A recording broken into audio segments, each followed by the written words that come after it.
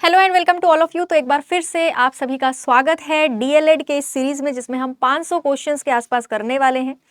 DElEd का paper होने ही वाला है, उसके लिए हमको बहुत अच्छे से तैयारी करनी है। तैयारी के लिए आखिरी टाइम पे हमको मॉक टेस्ट लगाना होता है, ताकि हमें पता चल सके कि तैयारी हमारी कितनी मजबूत है, और साथ ही खूब सारे क्वेश्चंस हमें प्रैक्टिस करने होते हैं। इसीलिए ये कोई 1 घंटे 1.5 घंटे या 2 घंटे की क्लास नहीं है। फटाफट रिविजन करने के लिए ये जो क्लास है ये 20-22 मिनट में आपकी खत्म हो जाती है। ठीक है, तो आप बने रहिए इस वीडियो के साथ। इसमें बहुत सारे क्वेश्चन हम लोग डिस्कस करेंगे, और कोशिश मेरी यही है कि इनमें से कुछ ना कुछ क्वेश्चन जो है आपके एग्जाम में भी फंसे। ठीक है, चलिए टाइम ना वेस्ट करते हुए पहला क्वेश्चन देखते हैं। ओलंपिक खेलों में पदक जीतने वाली पहली भारतीय महिला कौन थी? Who was the first Indian women to win medal in Olympic games? Bhanu Athaiya, Karnam Malleswari, Rita Faria या फिर मैरी लीला राव? इसका आंसर हो जाएगा option number B, Karnam Malleswari. Karnam Malleswari जो है वो वेट लिफ्टर थी। ठीक है, वेट लिफ्टर है ना। सिडनी में जो ओलंपिक्स हुए थे, सिडनी नाम की जो जगह है, सन 2000 में यहाँ पर जो ओलंपिक हुए थे, ओलंपिक गेम, वहां पर इन्होंने जीता था। कौन सा मेडल जीता था इन्होंने ब्रॉन्ज मेडल जीता था।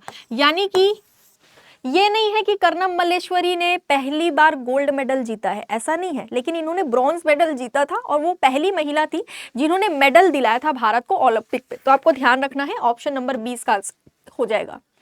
कौन सी चैनल मिनिकॉय और मालदीव द्वीपों को अलग करती है? देखिए, हमेशा से हम लोग 10 डिग्री चैनल के बारे में सुनते आ रहे हैं। अंडमान और निकोबार को ये अब अलग करती है। ठीक है, अब एग्जामिनर भी ये क्वेश्चन पूछ के बोर हो चुके हैं। मिनिकॉय और मालदीव द्वीपों को अलग करने वाले चैनल का नाम क्या है, ये आपको बताना है। ये 8 डिग्री चैनल जो आपको ऑप्शन में दिख रहा है, 8 डिग्री चैनल, ये मालदीव को और मिनिकॉय को अलग करती है। ये हो गया 8 डिग्री चैनल, और मिनिकॉय को बाकी के लक्षद्वीप के एरिया से अलग करती है 9 डिग्री चैनल।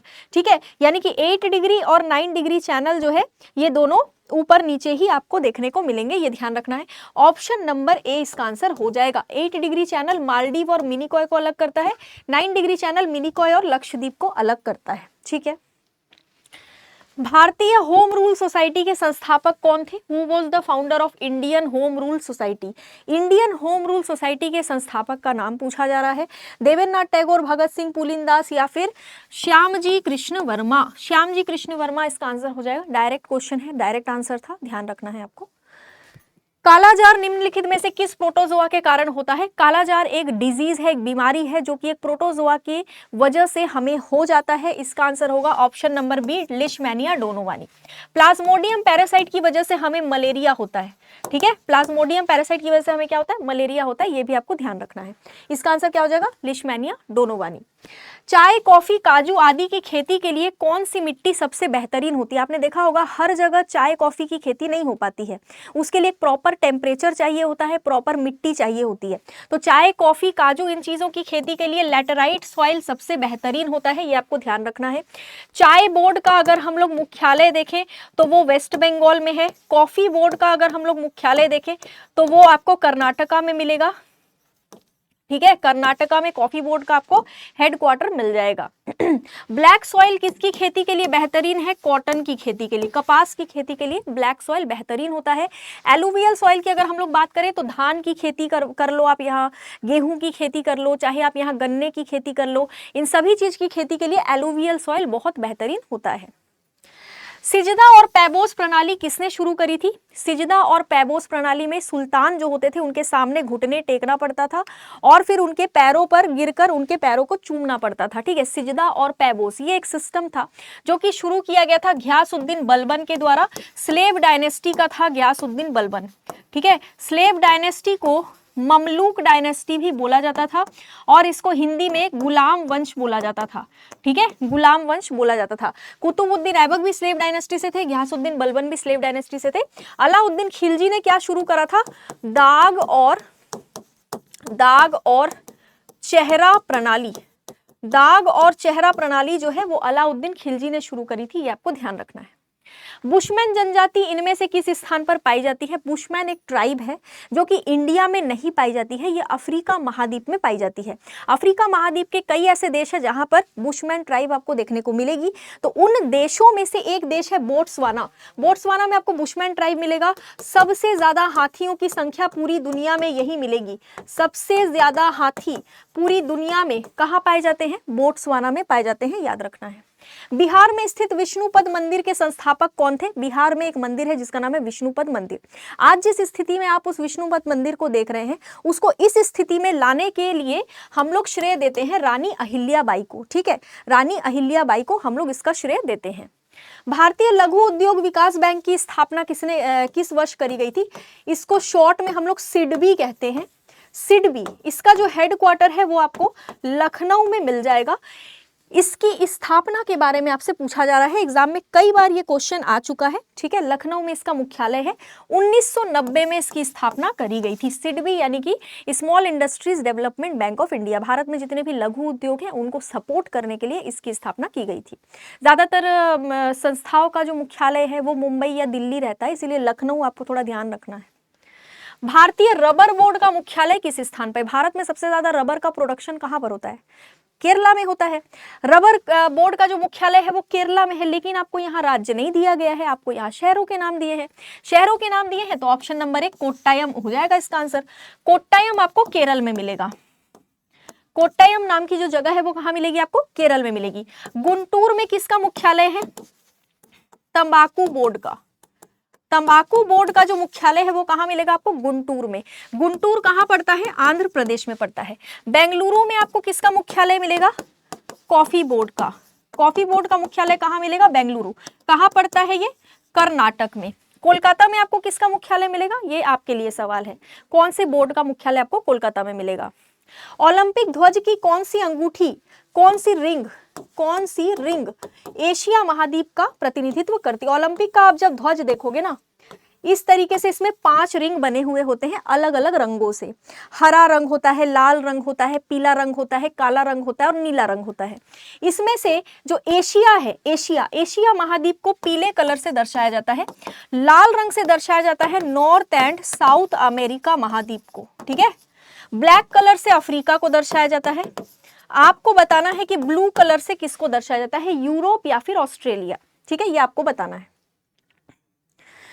सिंधु घाटी स्थल सुरकोटदा भारत के किस राज्य में स्थित है? सिंधु घाटी सभ्यता के बहुत सारे स्थल भारत में मौजूद हैं, जैसे राखीगढ़ी हरियाणा में आपको मिलेगा, उसके बाद आपको लोथल गुजरात में मिलेगा।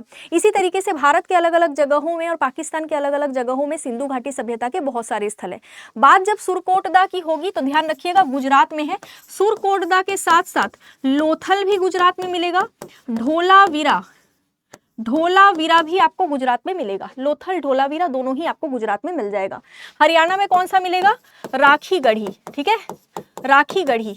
और हरप्पा, मोहनजोदड़ो, चानहुदड़ो ये सब आपको पाकिस्तान में मिलेगा, ये सब आपको इंडिया में नहीं मिलेगा। ठीक है, किस संविधान संशोधन अधिनियम द्वारा बोडो, डोगरी, मैथिली और संथाली भाषा को इसमें सम्मिलित किया गया था?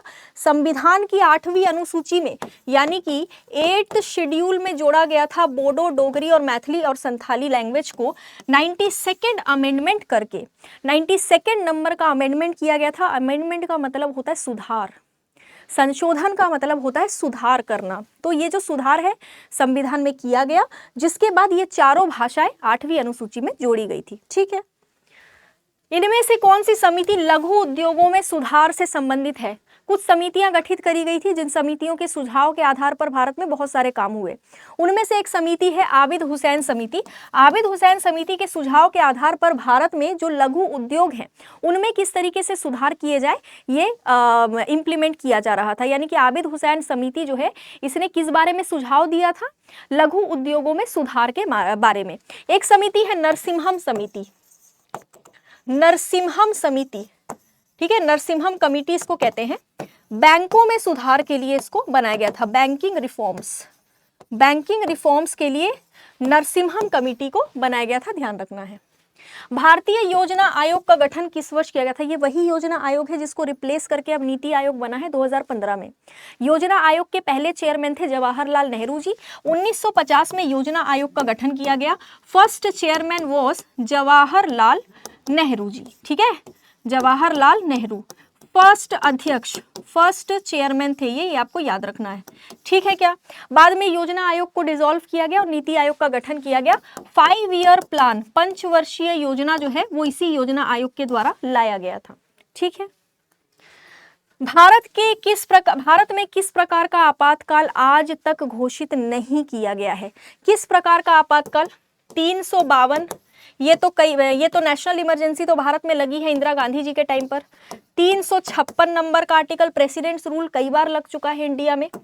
360 नंबर का जो आर्टिकल है ये भारत में आज तक नहीं लगा है। वित्तीय आपातकाल लगाने की स्थिति भारत में कभी नहीं आई है। जब किसी देश का फाइनेंशियल इशू बहुत ज़्यादा क्रिएट हो जाता है, इकोनॉमिक क्राइसिस आ जाता है, अर्थव्यवस्था चौपट होने लगती है, फॉरेन एक्सचेंज रिजर्व खत्म होने लगते हैं, यानी विदेशी मुद्रा भंडार खत्म होने लगता है, तब ऐसी स्थिति आ जाती है कि हमको वित्तीय आपातकाल लगाना पड़ता है। नहीं तो ऐसा कभी नहीं होता। भारत में अभी तक ऐसी स्थिति कभी आई भी नहीं है और कभी आएगी भी नहीं, क्योंकि भारत की जो अर्थव्यवस्था है वो पूरे दुनिया में 5वें नंबर पर है। 5th रैंक है हमारे भारत की अर्थव्यवस्था की। भारत की स्थल सीमा की लंबाई कितनी है? देखो, एक है जल सीमा जो नीचे से लगती है, एक है स्थल सीमा जो ऊपर से लगती है। ऊपर की जो ये लैंड बाउंड्री है ये कितने किलोमीटर की है? तो 15,200 किलोमीटर की लैंड बाउंड्री है, जिसमें 4096 किलोमीटर अकेले बांग्लादेश कवर करता है। इसीलिए बांग्लादेश का बॉर्डर जो है वो सबसे ज्यादा लंबा है भारत के साथ में। ऑप्शन नंबर बी इसका आंसर हो जाएगा। भारत की जल सीमा जो है, जल सीमा वो 7,516 किलोमीटर की है। जल सीमा कितनी है? 7,516 किलोमीटर। कौन सा अनुच्छेद कैग के कर्तव्य और शक्तियों से जुड़ा है? तो ध्यान रखना ये ट्रिकी क्वेश्चन है। कैग के पद के बारे में दिया गया है, कैग के पोस्ट के बारे में दिया गया है आर्टिकल 148 में, लेकिन कैग की शक्तियों के बारे में और ड्यूटीज के बारे में आर्टिकल 149 में दिया गया है। आपको बताना यह है कि वर्तमान में भारत के नए कैग कौन बने हैं, ये आपको कमेंट बॉक्स में बताना है, ठीक है। विश्व की सबसे गहरी झील कौन सी है? दुनिया में सबसे गहरी झील जो है ये कौन सी है? रशिया में पड़ता है ये झील, रशिया में पड़ता है ये झील। ये दुनिया की सबसे गहरी झील है, इसका नाम है बैकाल झील, ठीक है। वुलर झील भारत के जम्मू कश्मीर में पड़ता है। सुपीरियर लेक कनाडा और अमेरिका के बॉर्डर में पड़ता है। तवांग मठ भारत में कहां पर स्थित है? बौद्ध धर्म से जुड़ा हुआ सबसे बड़े मठों में से एक मठ है ये, ठीक है। इसको गोल्डन पगोड़ा भी कहते हैं। जैसे कोणार्क सूर्य मंदिर को ब्लैक पगोड़ा कहते हैं ना, वैसे ही इसको गोल्डन पगोड़ा कहते हैं। ये आपको अरुणाचल प्रदेश में मिल जाएगा। कहाँ मिल जाएगा आपको? अरुणाचल प्रदेश में, ठीक है। कालबेलिया किस राज्य का लोक नृत्य है? कल मैंने आपको एक क्वेश्चन कराया था जिसमें मैंने आपसे पूछा था कि यक्षगन किस राज्य का लोक नृत्य नाट्य है ना, लोक नाट्य नृत्य है, ये मैंने पूछा था, तो उसका आंसर कर्नाटका था। उसी तरीके से एक राज्य का फोक डांस है ये कालबेलिया, इसका आंसर होगा option number C Rajasthan. Rajasthan में सांभर लेक मिल जाएगा आपको। सांभर लेक के बारे में एग्जाम में क्वेश्चन आ चुका है। राजस्थान में कैमल फेस्टिवल भी मनाया जाता है, ऊंट महोत्सव, ऊंट महोत्सव राजस्थान में मनाया जाता है, ये आपको ध्यान रखना है। बाकी थार मरुस्थल तो फिर राजस्थान में है ही।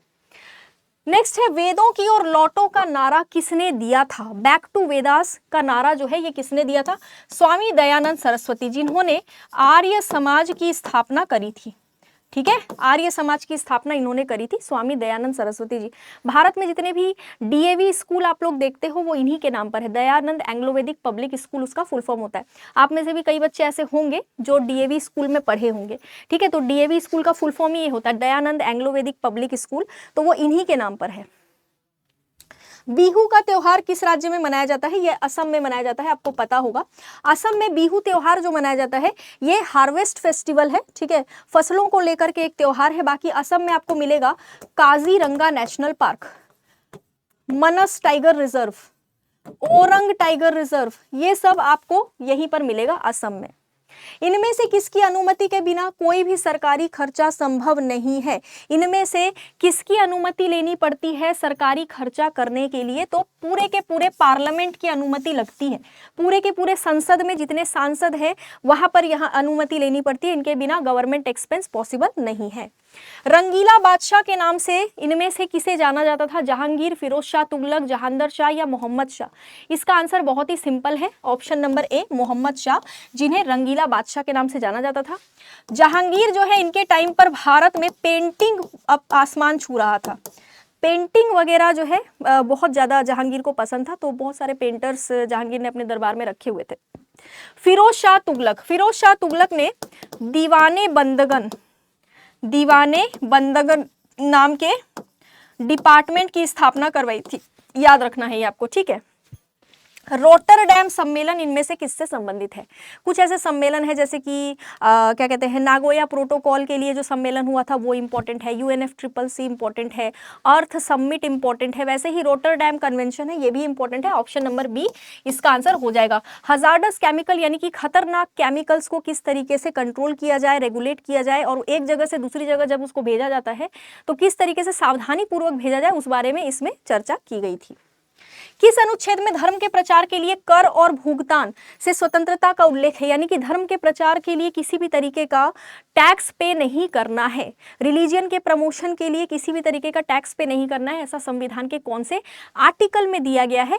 कौन सा आर्टिकल होगा ये आपको बताना है। फटाफट इसका आंसर क्या होगा? ऑप्शन नंबर डी इसका आंसर हो जाएगा, आर्टिकल नंबर 27। राष्ट्रीय आपदा प्रबंधन प्राधिकरण जिसके हेड कौन होते हैं?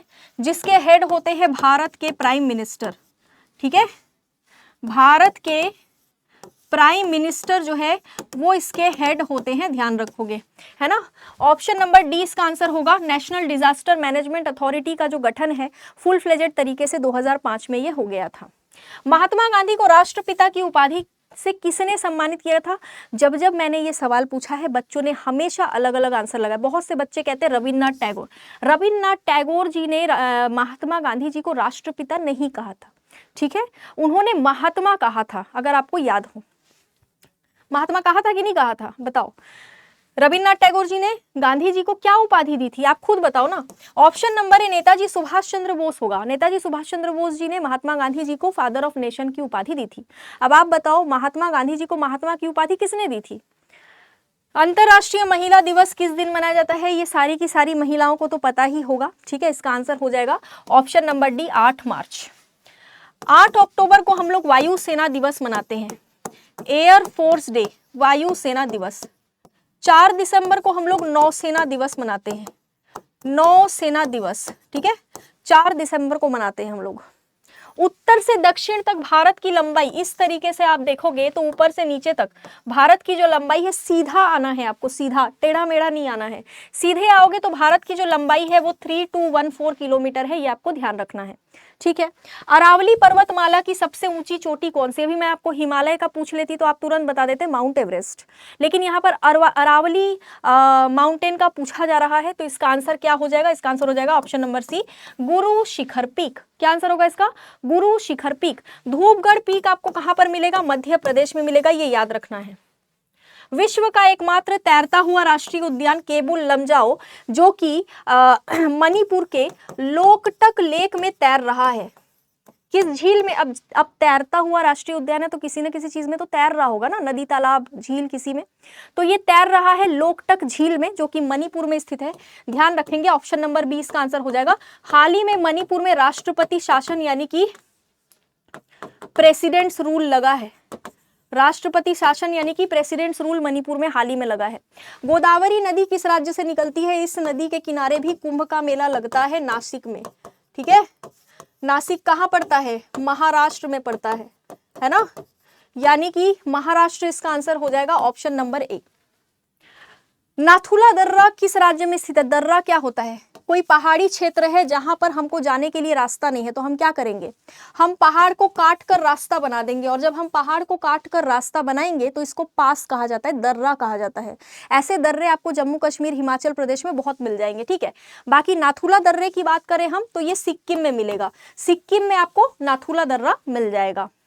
चिपको आंदोलन इनमें से किससे संबंधित था? चिपको आंदोलन, इसमें पेड़ों को, ये जो पेड़ हुआ करते हैं इनको इस तरीके से गले लगाकर लोग खड़े हो गए थे कि भाई हम पेड़ काटने नहीं देंगे आपको, ठीक है। ये चिपको आंदोलन जो है ये फॉरेस्ट कंजर्वेशन से रिलेटेड है, मेनली उत्तराखंड वाले एरिया में ये हुआ था।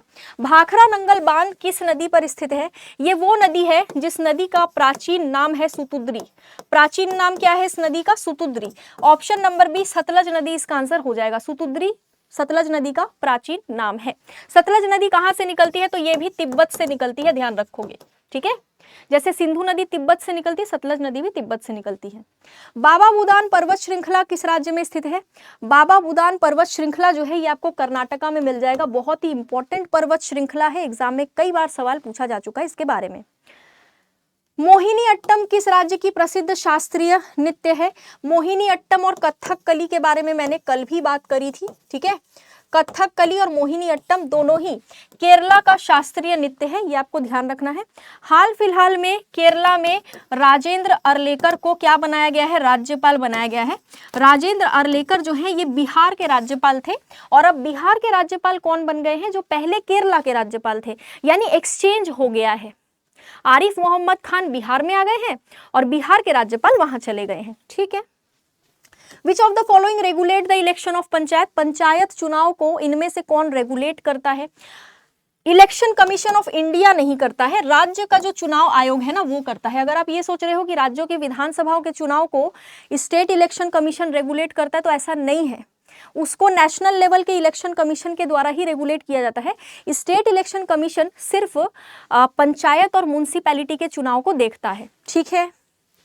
अब देखो नेक्स्ट क्वेश्चन, गोल घर जो कि एक विशाल अन्न भंडार के रूप में अंग्रेजों के द्वारा बनवाया गया था ताकि अन्न का भंडारण किया जा सके। अगर कभी सूखा या अकाल पड़ रहा है तो वो भंडारण किए गए अनाज को लोगों में बांटा जा सके, ताकि खाने पीने की कमी की वजह से भूखमरी से लोग ना मरे, क्योंकि उस समय बहुत अकाल पड़ता था, लोगों की डेथ बहुत होती थी। इसको देखते हुए अंग्रेजों ने गोल घर का निर्माण करवाया था। ये बिहार में करवाया गया था, पटना में। बिहार के पटना में गोल घर का जो है निर्माण करवाया गया था। पटना में बापू टावर का भी अनावरण किया गया है कुछ समय पहले। बापू टावर 2 अक्टूबर 2024 को बापू टावर का उद्घाटन किया गया है।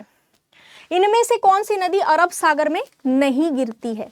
नर्मदा भी गिरती है, इसका आंसर नर्मदा नहीं होगा। साबरमती भी गिरती है, ताप्ती भी गिरती है, गंगा नदी इसका आंसर हो जाएगा। गंगा नदी कहाँ गिरती है? बंगाल की खाड़ी में, ठीक है। Who among the following was the author of राज तरंगिनी? राज तरंगिनी नाम की जो किताब है जिसमें कश्मीर के राजाओं के बारे में बहुत कुछ लिखा हुआ है, इसके राइटर का नाम है कल्हान। क्या नाम है इसके राइटर का? कल्हान इसके राइटर का नाम हो जाएगा। Bandipur tiger reserve is located in which state? Bandipur tiger reserve कौन से राज्य में मिलेगा? कर्नाटका में बंदीपुर टाइगर रिजर्व आपको मिल जाएगा। यहाँ पर आपको डंडेली अंशी भी मिल जाएगा, डंडेली अंशी। यहाँ पर आपको नागर होल भी मिल जाएगा, नागर होल, ठीक है। उत्तराखंड में जिम कॉर्बेट और राजाजी मिलेगा आपको। मध्य प्रदेश में तो खूब सारे हैं, कान्हा भी है, उसके बाद रातापानी भी है, माधव भी है, दुर्गावती भी है, सारे के सारे हैं, ठीक है। नेक्स्ट है what does NT stand for नीति इन कॉन्टेक्स्ट? नीति आयोग में नीति का फुल फॉर्म क्या होता है? नेशनल, नीति आयोग में नीति का फुल फॉर्म होता है national institution, institution for transforming India, ठीक है। तो नीति आयोग में टी का फुल फॉर्म पूछा जा रहा है तो ऑप्शन नंबर बी ट्रांसफॉर्मिंग इसका फुल फॉर्म होता है। Which type of coal is mostly found in India? Bharat में कई तरह के कोयले पाए जाते हैं, 4 तरह के मेनली कोयले होते हैं। सबसे अच्छा होता है एंथ्रासाइट, जो भारत के जम्मू कश्मीर वाले एरिया में पाया जाता है, सबसे बेस्ट क्वालिटी का कोयला होता है, इसमें धुआं नहीं होता ज्यादा। दूसरा अच्छा क्वालिटी का होता है बिटुमिनस। तीसरा होता है लिग्नाइट, और पीट सबसे घटिया क्वालिटी का कोयला होता है, पीट सबसे बेकार क्वालिटी का होता है। बिटुमिनस कोयला भारत में सबसे ज्यादा पाया जाता है, एंथ्रासाइट सबसे बेस्ट होता है, लेकिन भारत में बहुत कम ये पाया जाता है। Which article is related to joint sitting of both the houses of parliament? Option number C इसका आंसर हो जाएगा, अनुच्छेद 108। इसमें पार्लियामेंट के ज्वाइंट सिटिंग के बारे में बात करी जाती है, जिसकी अध्यक्षता स्पीकर करते हैं। ज्वाइंट सिटिंग की अध्यक्षता स्पीकर करेंगे, लेकिन बुलाने का काम प्रेसिडेंट करेंगे। यानी ज्वाइंट सिटिंग को जब बुलाना है तो प्रेसिडेंट बुलाएंगे, लेकिन जब ज्वाइंट सिटिंग की अध्यक्षता करने की बारी आएगी तो स्पीकर करेंगे। सत्तरिया जो है ये किस राज्य का क्लासिकल डांस है? 8 क्लासिकल डांसेस है, जिनमें से सत्तरिया एक है, ये असम का क्लासिकल डांस है। उदयगिरी और खंडगिरी की गुफाएं आपको कहां पर मिलेगी? तो उदयगिरी और खंडगिरी की गुफाएं आपको ओडिशा में मिलेंगी। ओडिशा की कैपिटल भुवनेश्वर है, और भुवनेश्वर में आपको लिंगराज मंदिर मिलेगा, लिंगराज टेम्पल, ठीक है। लिंगराज टेम्पल भी आपको यही मिलेगा, और कोणार्क सूर्य टेम्पल भी आपको ओडिशा में मिलेगा, कोणार्क सूर्य मंदिर भी आपको ओडिशा में मिलेगा। बोनालू और बथुकम्मा फेस्टिवल जो है कौन से राज्य में मनाया जाता है? तो तेलंगाना में मनाया जाता है। तेलंगाना का गठन 2014 में हुआ था, ये आपको ध्यान रखना है। Ancient site Lothal is situated in which state of India? जो सिंधु घाटी सभ्यता स्थल है लोथल, ये कौन से राज्य में आपको मिल जाएगा? तो ये आपको गुजरात में मिल जाएगा। ये मैंने थोड़ी देर पहले ही डिस्कस भी किया था। तो ये थे आज के क्वेश्चंस। अब फटाफट हम लोग बात कर लेते हैं आपके बैचेस के बारे में। तो कुछ नए बैच हैं यहाँ पर देखेंगे। 499 में आपको पैरामेडिकल का पूरा फ्रेश कोर्स दिया जा रहा है। इसमें 10th लेवल का भी कोर्स है और 12th लेवल का भी कोर्स है, यानी पीएम और पीएमएम दोनों ही। 499 में ये कोर्स है, ये आप ले सकते हैं। बीएड का पेपर भी अब हो जाएगा कुछ समय बाद, तो बीएड का भी फ्रेश बैच है 499 में, इसको भी आप ले सकते हैं। साथ ही बिहार महापैक आपको 1199 में दिया जा रहा है, जिसमें 1 साल के सब्सक्रिप्शन के साथ आपको BSSC inter level, Bihar police यानी कि एसआई या दरोगा, एसआई या फिर कांस्टेबल, आपको जो भी बनना हो, या फिर बिहार स्टेट के दूसरे भी जो एग्जाम्स होते हैं, सारे एग्जाम्स की तैयारी आप एक ही पैक के साथ कर सकते हो। इसकी वैलिडिटी आपको 1 साल के लिए दी जा रही है। इनमें से कोई भी कोर्स आपको लेना है तो आप फटाफट PW ऐप को डाउनलोड करेंगे, उसमें सब कुछ आपको मेंशन किया गया है। फटाफट हमने आज ये सेशन निपटा दिया है। मिलेंगे अगले सेशन में। आज के लिए इतना ही। Thank you so much.